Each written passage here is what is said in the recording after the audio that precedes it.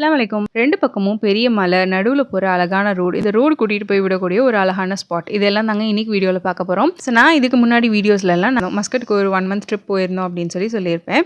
அப்படி போனப்போ நாங்க விசிட் பண்ண ஒரு அழகான ஸ்பாட் தான் இது. இந்த பீச்சுடைய பேரு கந்தாப் பீச். இது ஆக்சுவலா ஒரு ஃபிஷிங் வில்லேஜ். ஆனா பார்க்கறதுக்கு அந்த மாதிரியே தெரியாது. ஏன்னா அவ்வளோ கிளீனா சூப்பரா இருந்துச்சு. அங்க இருக்கவங்க எல்லாம் ஃபிஷிங் பண்றது போக இங்க வர டூரிஸ்டையும் கடல்ல உள்ள போட்டிங் கூட்டிட்டு போறாங்க. குறைஞ்சது 1/2 மணி நேரத்துல இருந்து ஒரு ஹாஃப் டே வரைக்கும் கூட அங்க வந்து ஸ்பெண்ட் பண்ணிட்டு வர மாதிரி நிறைய பேக்கேஜஸ் வச்சிருக்காங்க. ஸோ அங்கே உள்ளே போனோம் அப்படின்னா நிறைய சின்ன சின்ன ஐலாண்ட் எல்லாம் இருக்கும். அங்கே வந்து இறங்கி நீங்கள் டைம் ஸ்பெண்ட் பண்ணலாம் அப்படின்லாம் சொன்னாங்க. ஆனால் நாங்கள் அதெல்லாம் எதுவும் வேணாம்னு சொல்லிட்டு ஜஸ்ட் ஒரு ½ அன் ஹவர் போட்டிங் மட்டும் போதும் அப்படின்னு சொல்லிட்டோம். ஏன்னா இந்த பீச்சுடைய ஸ்பெஷாலிட்டியே வந்து பார்த்தீங்கன்னா இங்கே இருக்கக்கூடிய இந்த பெரிய பெரிய பாறைகளும் அதுக்கு நடுவில் இருக்கக்கூடிய இந்த நேச்சுரலாகவே ஃபார்ம் ஆகிருக்கிற ஆர்ச்சஸும் தான். இந்த பாறைகளில் லைம் ஸ்டோன் அதாவது சுண்ணாம்பு அதிகமாக இருக்கிறதுனால இந்த மாதிரி வெள்ளையாக இருக்குது அப்படின்னு சொல்கிறாங்க. ஸோ இவங்க போட்டில் வந்து இந்த மாதிரி இந்த ஆர்ச்சஸை கிராஸ் பண்ணி எல்லாம் கூட்டிகிட்டு போய் காட்டுறாங்க. அல்ஹம்துலில்லாஹ் பார்க்குறதுக்கு ரொம்பவே சூப்பராக இருந்தது.